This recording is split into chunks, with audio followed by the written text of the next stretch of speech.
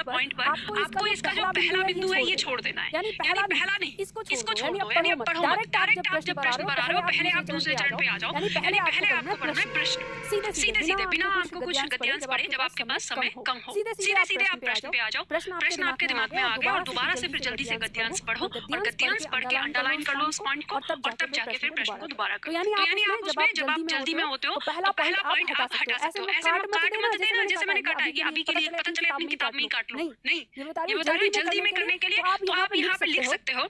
वैसे मैं आप लोगों की भावनाओं को समझती हूँ, बहुत सारे छात्र क्या ऐसे लिखते हैं, कर लेते हैं, मैंने बताया तो इसको पहले पॉइंट को काट ही देंगे साथ के साथ। तो ध्यान रखना कैसे करना है, आपको करना है यहाँ पर लिख लो, यहाँ एक लाइन लिख लो कि जब समय पूरा हो, तो तीनों स्टेप आपको फॉलो करने हैं।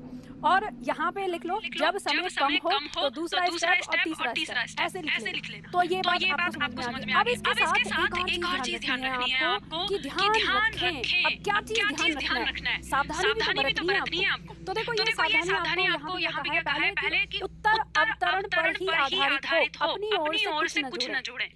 ये बात आपको याद रखनी है कि गद्यांश में जो स्थिति परिस्थिति जो बातें कही गई हैं उन्हीं के अनुसार आपको प्रश्नों का आंसर देना है। अगर वर्तमान स्थिति में उसके उलट कुछ भी चल रहा है, आपको उस पर ध्यान नहीं देना, आपको गद्यांश के अनुसार ही चलना है। ठीक है, पहले कहने का मतलब इसका ये है।